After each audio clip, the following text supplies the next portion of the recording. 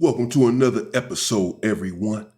Why do the LA Crips fear this gang, the Hoovers, more than they even fear any blood gang in LA? The question is being asked. I'm not asking the question. This individual is, and he says that the Hoovers are the most feared gang in Los Angeles, California. Let's see, let's get into it. Let's see if I can dispel a couple of myths here. These are photos of some of the 11 alleged members or associates of the South Los Angeles-based Hoover Street Gang who are now in federal custody on a long list of charges. They pride themselves on being everybody killers. EVK standing for that everybody killers, to symbolize their lethality in our community. I heard what the term EVK means, and it sounds kind of intense. Everybody killer. Everybody killer. Put it on the mic. Everybody killer. For sure. That's a lot of people. Everybody? Everybody's everybody.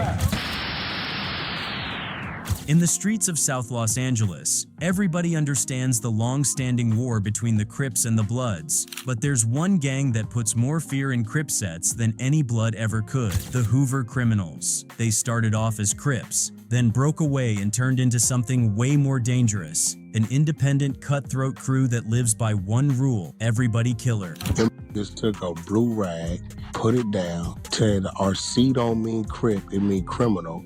Our rag is orange, and now we ain't siding with the Bloods, we everybody killer. They went after enemies, rivals, and even the people they once called allies. And instead of fading out, they grew tougher, colder, and nationwide. This is why the color orange strikes more fear in Crips than red ever did. Let's get into it. The Hoover story really starts back in the 1960s, long before the Crips became the defining force of Los Angeles gang culture. At the time, you had a loose neighborhood crew called the Hoover Groovers, just young dudes from around Hoover Street, holding down their blocks between Vermont Avenue and Figueroa Avenue. They were simply local kids protecting their area, building a reputation, and figuring out who they were in a city where street identity meant everything. The first major turning point came after a tragedy hit the set. One of the original Hoover Groovers lost his younger brother to a murder, and the word on the street was that the West Side Crips had something to do with it. That accusation immediately brought heavy tension. But instead of rushing into a full-on war, both sides agreed to meet face-to-face at the St. Andrews Recreation Center. That meeting changed everything. Once they talked it through, the Hoovers and the West Side Crips realized another crew, the Figueroa Boys, were the real suspects. What happened next sealed their alliance. Members of both sides pulled up on the leader of the Figueroa Boys at a nightclub and beat him down publicly. From that moment, their bond was official, and the Hoover Groovers became aligned with the West Side Crips. By the mid-1970s, they dropped the Groovers' identity completely and started calling themselves the Hoover Crips. Even as part of the larger Crip network, though, the Hoovers still carried a reputation for doing things their own way. They were aligned, but they were never followers. Everything shifted again around 1979, when the entire Crip landscape blew apart. A brutal feud erupted between two powerhouse sets, the Rollin 60 Neighborhood Crips and the 8 Trey Gangster Crips. In 1979, along with Tookie's arrest, was the start of the 8 Trey Rollin 60s war. So I understand the whole thing was over a girl. Yes, sir. That war was so big and so destructive that every other Crip set in LA had to pick a side, and picking the wrong one could cost you your life. On one side were the neighborhood Crips, often called the Deuce Gangs or 2X. On the other side were the Gangster Crips, known as Trey Gangs or 3X. The Hoovers made their choice and stood with the Gangster Crips, officially becoming the Hoover Gangster Crips. But the moment that truly reshaped everything wasn't about No, that's not what happened. That's not how that happened. We didn't align ourselves with the Gangster Crips and become Hoover Gangster Crips. We're a Hoover Crip gang, and only the 5 deuces are gangsters, are Hoover Gangster Crips. Most of the other stuff is accurate, most of it. internal politics. It came in August 1979 when Raymond Washington, the man who created the Crips in the first place, was shot and killed. Raymond was only 26 years old when someone he knew walked up and blasted him with a sawed-off shotgun on 64th and San Pedro. His death sent shockwaves through the streets. Raymond was respected, feared, and seen as the original architect of the lifestyle. Losing him was like the foundation of the Crip world cracking. Even though nobody could prove exactly who pulled the trigger, rumors started flying immediately. Raymond came from the East Side Crips, and people from his side of town were quick to place blame on the Hoovers. It didn't matter that there was no hard evidence. Sound familiar? Quick to place blame on the Hoovers. Oh my God. This shit started back in 79. They've been placing blame on the Hoovers.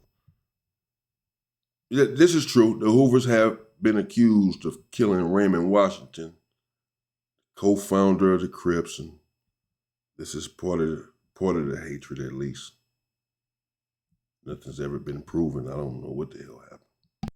Hoovers already had a reputation for being one of the most feared and unpredictable Crip sets out there. So once the whispers started, the story spread fast. The Hoovers killed Raymond Washington. That rumor alone was enough to ignite one of the longest-running wars in Los Angeles gang history. The East Coast Crips and the Hoover Gangster Crips became locked into a feud that still hasn't fully died down. Not Hoover Gangster Crips, bro. Hoover Crip gang. Hoover Criminal gang. More than 45 years later, by the time the 1980s hit, the streets of LA had completely changed, and the Hoovers were already positioned for what came next. Crack hit South Central like a meteor, and it didn't just introduce a new drug, it reshaped whole neighborhoods and turned certain gangs into full-blown criminal powerhouses. The Hoover Gangster Crips were ready for the moment. Coming off the chaos of the late 70s and their rising reputation, they used that momentum and their massive territory to lock down a big piece of the crack market. No drug seems to be spreading faster on the streets of Los Angeles than rock. Some say it has become an epidemic because what was once the rich person's drug is now within reach of the middle class and perhaps even the poor. Two subsets in particular became the engines of the operation: the 52 Hoover Gangster Crips and the 74 Hoover Criminals gang. These weren't just cliques hanging on corners. They became the money machines. Federal investigators later estimated that these two sets alone were making anywhere from $500,000 to $1 million a year off crack sales. The Hoovers had multiple drug houses running at once, each moving product with the kind of organization you'd expect from a Every hood had this at that time. The 80s, the crack epidemic. Every hood had drug houses and every hood was making money. But this guy here clearly is not from LA either. The narrator calling them the 52 Hoovers and the 74 and all of this. Legit company, except instead of customer service smiles, their business model leaned on intimidation and quick, often brutal violence to keep everything in line. Cocaine-related deaths have increased dramatically in the past year, along with dramatic increases in violence and crime, all attributed to crack. Law enforcement knew exactly how serious things had gotten. In May 1989, the feds launched a massive raid called Operation Power Outage, targeting the 52 Hoovers. Hundreds of agents stormed suspected crack spots at dawn, trying to dismantle what had become a deeply rooted and highly efficient drug network. The scope of the raid alone showed how far the Hoovers had come from those early neighborhood days. Coming out of the crack-dominated 1980s, the Hoovers were already seen as one of the most feared groups on the streets. But the move they made in the mid-1990s took things to a whole different level. After nearly 20 years of riding under the Crip umbrella, the Hoovers decided they were done with the Crip identity altogether. It was a full-on declaration that flipped LA gang politics upside down. They dropped Crip from their name and rebranded themselves as the Hoover Criminals Gang. But the name change was only the surface. What really shook the streets was the new mindset they adopted: ABK, anybody killer, or EBK, everybody killer. They weren't looking for new allies or trying to balance old relationships. The Hoovers were saying, flat out, that they were independent, and anybody who stepped wrong, whether enemy, former ally, or random person caught in the mix, could get handled. Just took a blue rag, put it down, said our C don't mean Crip, it mean criminal. Our rag is orange, and now we inside. It did not mean war with everyone, bro. That's just not what that means. with the Bloods, we everybody killer. We CK, we Crip killing and blood killing. It was a radical shift, and you could see it everywhere. Their graffiti became a warning wall. Where most gangs tag up to show set pride or diss rivals, the Hoovers took it further, writing CK, Crip Killer, BK, Blood Killer, and even OK, Rollin Zero's Killer. They were telling the entire city, in big bold letters, that they weren't playing sides anymore. They were moving on their own laws, their own motives, their own timeline. I heard what the term EVK means, and it sounds kind of intense. Everybody killer. Everybody killer. Put it on the mic. Everybody killer for sure. That's a lot of people. Everybody? Everybody's everybody. But that independence came at a cost. Dropping the Crip identity immediately turned them into one of the most hated and targeted gangs in South Central. Sets they had once been That's not true. They let us turn criminal. They let us turn criminal, and then there was a let-up. After we turned criminal, there was a let-up because they said, it's cool, y'all can turn criminal. They let us do it. They didn't become even more hated and begin to catch even more hell now that they were not under the Crip umbrella. Man, you don't know what you talking about. Say it ain't so. aligned with suddenly became enemies. The list of rivals exploded. The East Coast Crips, the Rollin 60s, the Main Street Crips, the Rollin Hundreds, plus the majority of blood sets in the region. The Hoovers found themselves No, it's not the Rollin Crips. First of all, it's talking about the Rollin, it's talking about the O's and 6 O's and 9 O Crips and etc. He mentioned the Main Streets, but he's talking about the beefs that the Hoovers had from early on. Of course, the Main Street beef didn't come for decades later. In fact, the Main Streets were allies of the Hoovers for many years before the war kicked off. So he's misspeaking on some of this.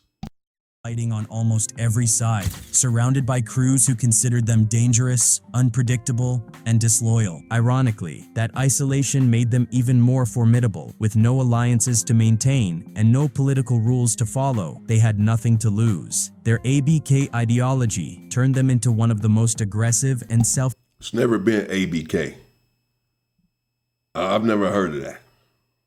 contained forces in Los Angeles. Every beef was personal now. Every conflict was approached with the same intensity. The only major exception within the Hoover umbrella was the 52 Hoover Gangster Crips. Their OGs refused to give up the Crip identity, choosing to stay true to the traditions they grew up under. Even today, you'll see members of the 50s twos blending the classic blue with Hoover orange, holding on to that older identity even as the rest of the Hoover sets forged their own path. By the time the Hoovers fully embraced their independence in the 1990s, the ripple effect across Los Angeles was massive. That shift made them one of the most dangerous forces in the city, and the impact became painfully clear in the years that followed, especially when it came to their relationships with sets they once coexisted with peacefully. One of the most shocking examples of this happened with the Main Street Mafia Crips, a set that had long shared space, history, and even celebrations with the Hoovers. For years, the Hoovers and the Main Streets lived side by side. They shared borders. Their members partied together. Hood Days, those annual celebrations where crews honor their neighborhoods, were often attended by both sides. It wasn't perfect harmony, but it was peace. That peace ended in August 2009, and once it broke, it shattered in a way that could never be repaired. It started at a party hosted by the Main Street Crips. A simple disagreement, reportedly over a female, got heated and spiraled into gunfire. People tried stepping in, trying to keep the situation from turning into something bigger, but the damage was already done. The next day, Hoover member Dequan Allen was dead.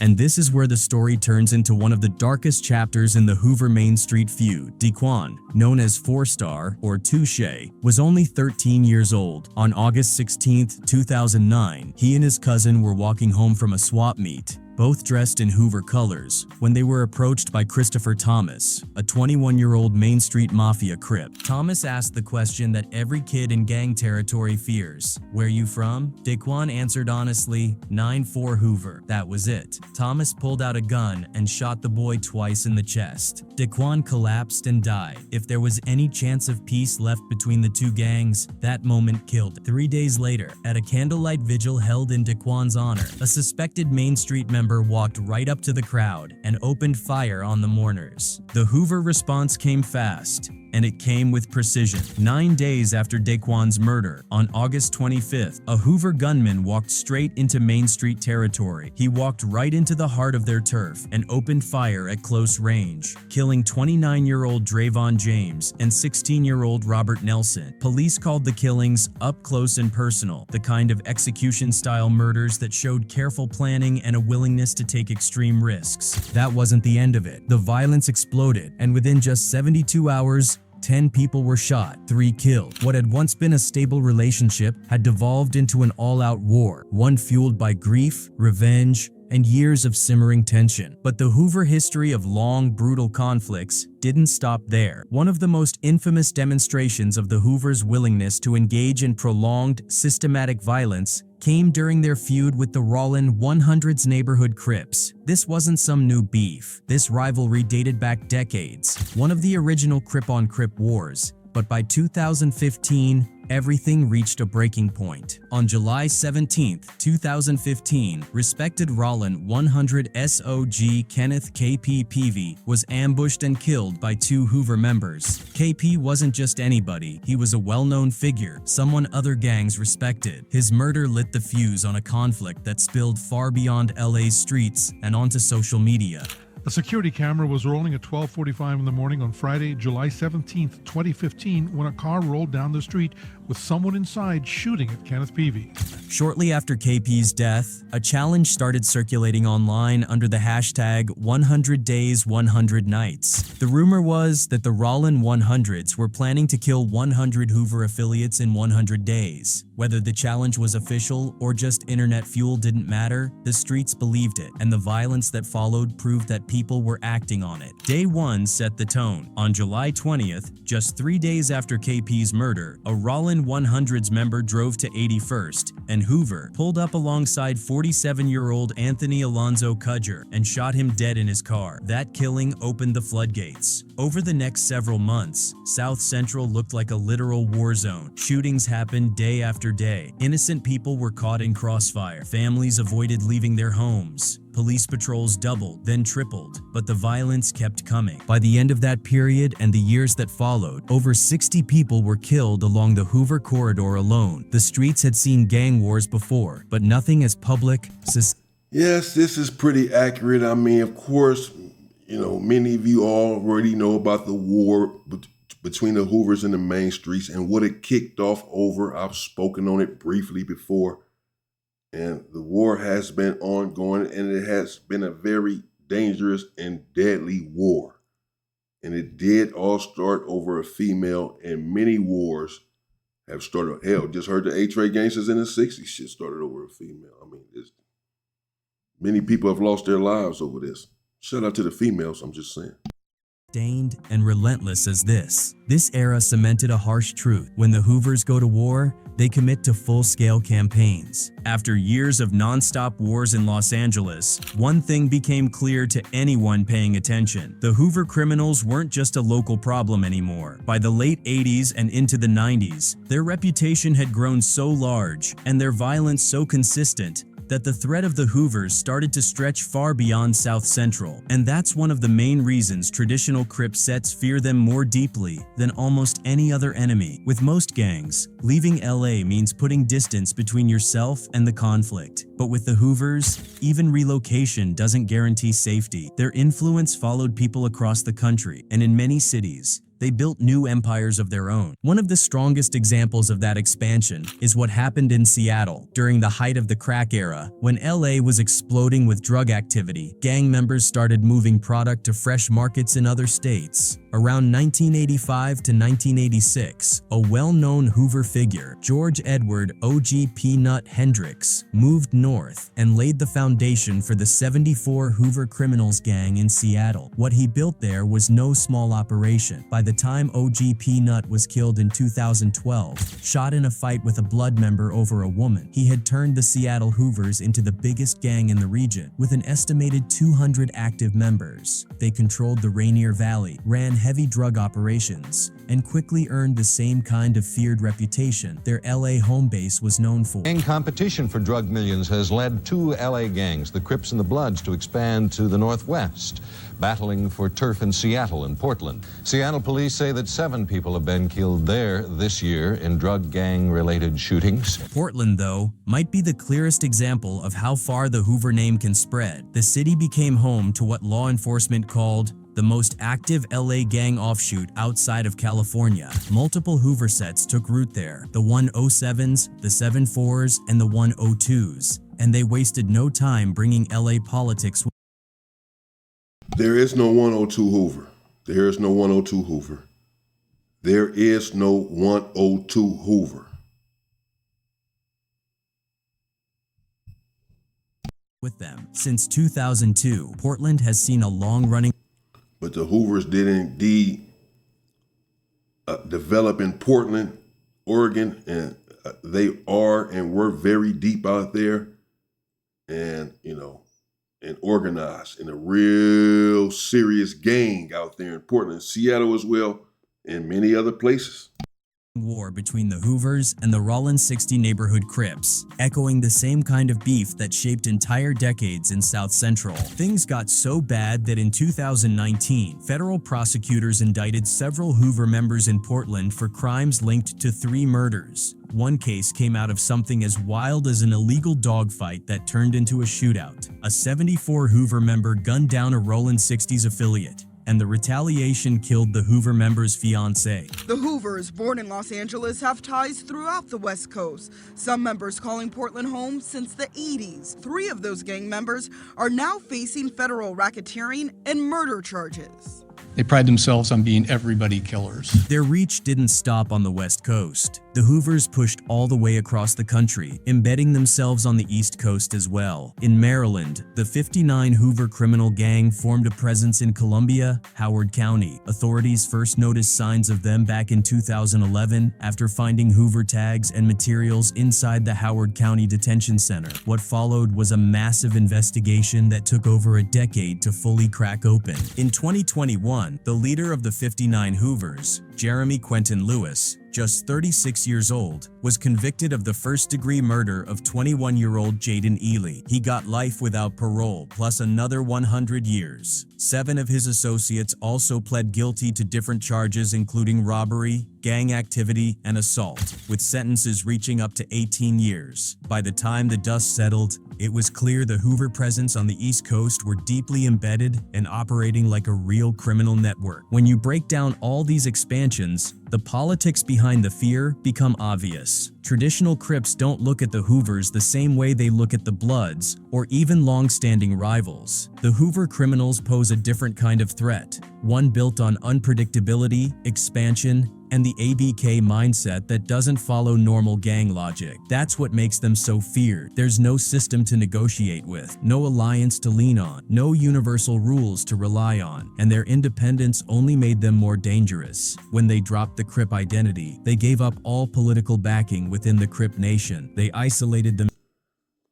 So there we have it. The Hoovers, he has his take on it. Some of the stuff was accurate. A lot of it was accurate. Some of it is not. Make your own judgments. I'm just here trying to clear up a few things about the Hoovers, about gangs, period. There's a lot on the internet about some of these gangs. Some of it is accurate. Some of it is not. Let me know what y'all think in the comments, man. Are the Hoovers the most hated? Are the Hoovers the most feared? What is your take? Stay safe and stay free, people.